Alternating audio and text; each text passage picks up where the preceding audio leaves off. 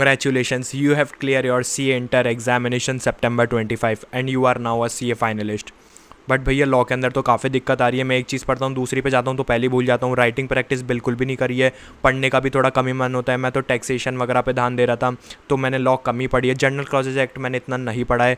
इतने सारे पॉइंट्स हैं, इतने सारे टॉपिक्स हैं, इतने सारे सेक्शंस हैं, क्या सेक्शन नंबर याद करना है, इतनी सारी चीज़ें कैसे याद करनी है, क्या याद करनी है, कुछ दिन बाद तो भूल ही रहे हैं। बहुत सारी दिक्कतें आ रही है, पढ़ने का मन नहीं कर रहा, खूब सारे डाउट है तुम्हारे, ठीक है। लेकिन मैंने स्टार्टिंग में कह दिया you are a CA finalist, और इस वीडियो के एंड तक तुम भी कह दोगे yes I am a CA finalist. इस वीडियो के अंदर मैं तुम्हारे को बताने वाला हूँ इंपॉर्टेंट सेक्शंस, इंपॉर्टेंट टॉपिक्स। मान लो कोई चैप्टर तुमने बिल्कुल भी नहीं छुए हैं, उन चैप्टर के अंदर ये वाले सेक्शंस भी कर जाओगे, तुम्हारा काम आराम से हो जाएगा, कोई दिक्कत नहीं आने वाली। मैंने पिछले 4 अटैम्प्ट को डिटेल के अंदर एनालिसिस करा है, पूरी कॉर्पोरेट लॉ वगैरह को, सबको। मेरा खुद का 72 मार्क्स का स्कोर था। तुम्हारा एम है इस अटैम्प्ट में पास होना, मेरा सिर्फ एक छोटा सा एम है इस अटैम्प्ट में 20 के सब्सक्राइबर्स कंप्लीट करना। इसलिए चैनल को सब्सक्राइब जरूर कर देना। जैसे ये वीडियो लॉ की है, बाकी सब्जेक्ट की तुम्हारे को कमेंट में प्लेलिस्ट में तुम्हारे को सारी वीडियोस 6 के 6 सब्जेक्ट की मिल जाएगी। एक और चीज़ बता दूं, मैं फ्री मेंटरशिप प्रोवाइड करता हूं। मैं डेली 2 घंटे टेलीग्राम पे जितने भी तुम्हारे डाउट्स हैं सबको सॉल्व करता हूं। तो अगर तुम्हारे को कुछ भी पूछना हो, कोई भी प्रिपरेशन में दिक्कत आ रही हो, feel free to message me on Telegram. सारे तुम्हारे को लिंक्स कमेंट सेक्शन में पिन में तुम्हारे को मिल जाएंगे। सबसे मेन चीज़ बता दूं, जैसा होता है कि पढ़ने का मन नहीं करता या फिर लॉ में राइटिंग प्रैक्टिस बिल्कुल भी नहीं है, तो इसके लिए बेस्ट सॉल्यूशन बता रहा हूँ। 99 रुपीज़ में तुम मेरी टेस्ट सीरीज रजिस्टर मार सकते हो। चेकिंग तुम्हारे को कुछ ऐसी मिल जाएगी, हर आंसर के अंदर तुम्हारे को पता जाएगा कि यार यहाँ पे तो इंप्रूवमेंट कर सकता था। शेड्यूल वैसे इसका ये है, बट अगर तुम इसको बाद में देख रहे हो, तुम खुद के हिसाब से इसको शेड्यूल कर सकते हो। जो डेट पे तुम चाहो उस डेट पे एग्जाम कंडक्ट हो जाएगा।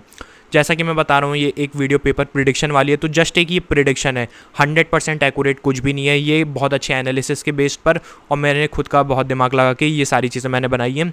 इसलिए पहली प्रायोरिटी यही है कि तुम 100% सिलेबस कंप्लीट करो। अदरवाइज़ तुम्हारा नहीं हो रखा, तुम इस लिस्ट को फॉलो करो। इसके बाद टाइम मिले तो तुम वापस जो बची हुई चीज़ें उनको कवर कर सकते हो। तो स्टार्ट करते हैं वीडियो को। अपनी मॉड्यूल और एक कॉपी ज़रूर खोल लेना, वरना कोई मतलब नहीं निकलेगा। सबसे पहले ये May 24 का है, जिसको तुम एक बार स्क्रीनशॉट या फिर तुम इसको पॉज करके एक बार जस्ट रीड मार लो, पढ़ सकते हो, ठीक है। उसके बाद ये है September 24 का, अगेन पॉज करके एक बार रीड कर सकते हो। ये है January 25 का, एक बार पॉज करके रीड कर सकते हो। ये है May 25 का, पॉज करके रीड कर सकते हो, ठीक है।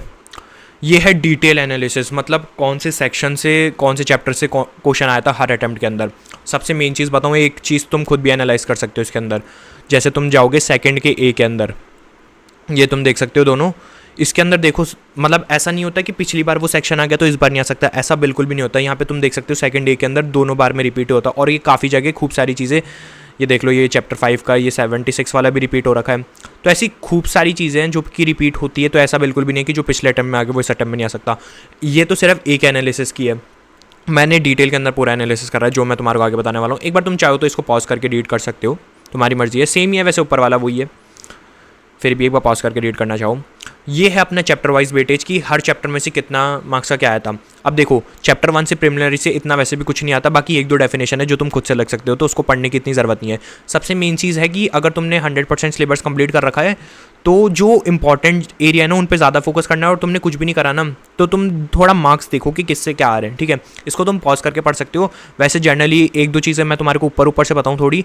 तो देखो, जैसे ये चैप्टर अपना 3rd है, इसके अंदर जैसे ही पिछली बार 10 नंबर का आ गया ना, तो इस बार गारंटीड है ये ज़्यादा नंबर का नहीं आने वाला। ये 5, 6, 7 नंबर के इससे ज़्यादा का इस बार नहीं आने वाला, क्योंकि ये उतना बड़ा चैप्टर नहीं है। बड़े चैप्टर हैं अपने चैप्टर 7, जो कि पिछली बार काफ़ी कम नंबर का आया था, पिछली बार सिर्फ 6 नंबर का आया था। इस बार ज़्यादा आने के मेरे को बिल्कुल मतलब प्योर चांसेस लग रहे हैं। ये डिविडेंड वाला 5 नंबर के आ सकता है आराम से, कोई दिक्कत की बात नहीं है। आगे डिटेल में बताऊंगा मैं, अभी तुम्हारे को थोड़ा ऊपर से एनालिसिस बता रहा हूँ कि कैसे हो रहा है, क्या चीज़ें हैं। देखो, जैसे चैप्टर 10 का तुम वेटेज देखोगे ना, इसका वेटेज ऑल टाइम ज़्यादा रहता है। तो मतलब तुम्हारे को ये चैप्टर इंपॉर्टेंट मान के चलो, चैप्टर 9 आएगा ही आएगा काफ़ी ज़्यादा वेटेज का, ठीक है। उस हिसाब से मैंने सेक्शन में सारी चीज़ें करी है। अब बात करते हैं अपन लोग इंपॉर्टेंट टॉपिक्स की। अब तुम्हारा कब भी काम चालू हो रहा है, या तो मॉड्यूल के अंदर, या फिर तुम्हारे लॉ के नोट से, या फिर एक अलग कॉपी के अंदर जो चीज़ें लिखी है वो तुम्हारे को करनी है। यहाँ पे तुम वीडियो को पॉज कर सकते हो और इसको देख सकते हो, या फिर पहले एक बार सुन लो फिर पॉज कर लेना, ठीक है। सबसे पहले चैप्टर 2, चैप्टर 1 मैंने बता देता, एलिमिनेट कर दिया था मैंने स्टार्टिंग में। सेक्शन 8 पिछली बार आया था, लेकिन काफ़ी ज़्यादा इंपॉर्टेंट है। पिछली बार मई में आया था। तुम पहले अगर स्क्रीनशॉट तुमने खींच लिया तो बहुत बढ़िया बात है, पहले जाके देखोगे May 24 में आया था ये, May 25 में आया था ये, ठीक है। बाकी सेक्शन 13 है अपना रजिस्ट्रेशन इन मेमोरेंडम क्लॉज, जिसके अंदर name clause, registered office clause और ऑब्जेक्ट क्लॉज बहुत ही ज़्यादा इंपॉर्टेंट है, बहुत ज़्यादा इनके डायग्राम्स बना रखे हैं। इनफैक्ट एक और चीज़ करूँगा, मैं टेलीग्राम में ना मेरे लॉ के नोट्स प्रोवाइड करूँगा, उसके अंदर मैंने बहुत ही प्यारी तरीके से चार्ट्स बना के लिख रखे हैं और बहुत ही समराइज वे के अंदर सारी चैप्टर्स के लॉ के पूरे बहुत अच्छे से बना रखे हैं। इनफैक्ट मेरे चैनल पे तुम्हें एक लॉ की प्लेलिस्ट भी मिलेगी, वहाँ पे मैंने बहुत अच्छे से पढ़ा रखे हैं। आधे घंटे के अंदर तुम्हारा पूरा chapter 0 to end in detail, एक भी टॉपिक नहीं छोड़ा, सारी चीज़ें अच्छे से हो जाएंगी। वो एक बार देखना। पहले मैं ऐसा करूँगा, कमेंट सेक्शन में लगाऊंगा, वो पिन कर दूंगा, पहले ये वीडियो देख लो, ठीक है। उसके बाद है अपना ये subsidiary company can not hold shares of holding company exception, 3 इसकी एक्सेप्शन थी, बहुत ज़्यादा इंपॉर्टेंट रहता है, याद कर लेना, सिंपल सा है। चैप्टर 3 की बात करें तो देखो चैप्टर 3 पहले बहुत आ चुका, तो इस बार इसका इतना वेटेज मेरे ख्याल से नहीं रहने वाला, तो सेक्शन 31, 32, 35, 42 तुम्हारे को करके जाने, ठीक है। बाकी इसके अंदर यही है, MCQs वगैरह भी सारे आ सकते हैं, इसलिए तुम्हारे को ये सारे पढ़ के जाने हैं जो मैं सेक्शन बताया। उसके बाद अपना चैप्टर 4 के अंदर बहुत बड़ा चैप्टर है ये, इसलिए इसके अंदर सेक्शन थोड़े ज़्यादा हैं, अगर एलिमिनेट करने जाए तो बहुत ज़्यादा रिस्क हो जाएगा, इसलिए सारे इंपॉर्टेंट सेक्शन जो है ना चैप्टर 4 में, वो मैंने मार्क कर रखे हैं सारे, ठीक है। ये तुम ज़रूर से ज़रूर करके जाओ। उसके बाद अपना चैप्टर 5 डिपॉजिट्स वाले के अंदर 73, 76 है ना, देखो मैंने बोल्ड कर रखा है, ये बहुत ही ज़्यादा इंपॉर्टेंट है। 76 और 76 है, ये दोनों करके ज़रूर से ज़रूर जाओ। चार्जेस के अंदर 77 वाला कर जाना। मैनेजमेंट एंड एडमिनिस्ट्रेशन के अंदर 92, 96, 100, 102, 103, 104, 105, 108, 118 बहुत ही ज़्यादा इंपॉर्टेंट।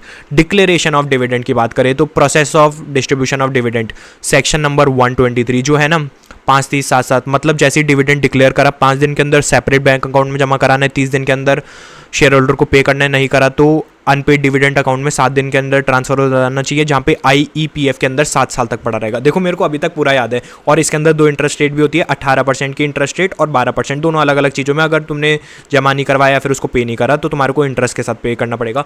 बहुत ही अच्छे से मैंने लॉ के अंदर पढ़ा रखा है मेरे नोट्स के अंदर, जो मैं तुम्हारे को लिंक देने वाला हूँ कमेंट सेक्शन के अंदर। इसके अंदर डिविडेंड की कंडीशंस तुम्हारे को देखनी है, 3 कंडीशन जो कि तुम्हारे को एडवांस अकाउंट्स में भी काम में आएगी। होपफुली मैं देख रहा हूँ कि तुम लिख रहे होंगे, क्योंकि लिखने के बाद ही तुम्हारे को इसका मतलब निकलेगा, वरना वही है, इतना एनालिसिस वगैरह सब चीज़ें बेकार हो जाएंगी और तुम्हारा भी कोई मतलब नहीं निकलेगा।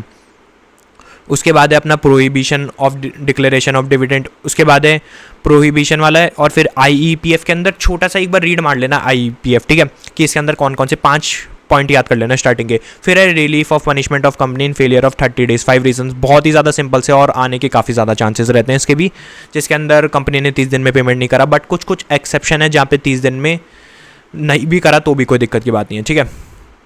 उसके बाद है अकाउंट ऑफ कंपनीज, अगेन काफ़ी ज़्यादा इंपॉर्टेंट चैप्टर है, 128, 130, 132, 135। ऑडिट एंड ऑडिटर्स, अगेन ये पूरा ही बहुत ज़्यादा इंपॉर्टेंट चैप्टर है। कंपनीज इनकॉर्पोरेटेड के मैंने दोनों सेक्शन लिख दिए, LLP के अंदर सेक्शन लिख दिए, जनरल क्लॉजेज एक्ट के अंदर इन सबकी डेफिनेशन तुम्हारे को याद करके जानी है, और ये वाले सेक्शंस तुम्हारे को करके जाने हैं। इंटरप्रिटेशन ऑफ स्टैट्यूट्स के अंदर ये सारी चीज़ें तुम्हारे को करके जानी है, जो कि बहुत ही ज़्यादा चीज़ें मैंने रखी नहीं है, ये तुम कर सकते हो आराम से, ठीक है। उसके बाद फेमा है, फेमा के अंदर तुम्हारे को ये चारों चीज़ें करके जानी है, ये सारी चीज़ें तुम्हारे को करके जानी है। होपफुली तुम पॉज करके इसको लिख सकते हो, जैसे भी तुम्हारे को करना है। बाकी इंपॉर्टेंट टॉपिक्स की बात करें, अगर तुम चाहते हो कि मेरे एग्जैक्टली बता दूँ कि मेरे को क्या याद करके जाना है, एग्जैक्टली मतलब ऐसा नहीं है कि मेरे को ये टॉपिक बताया इसके अंदर, एग्जैक्टली इसके अंदर कौन सी लाइनें याद करके जानी है, कितना याद करके जाना है, तो उसके लिए वाला PDF तुम कमेंट सेक्शन के अंदर तुम्हारे को गूगल फॉर्म को मिल जाएगा, वहाँ से तुम उसको देख सकते हो।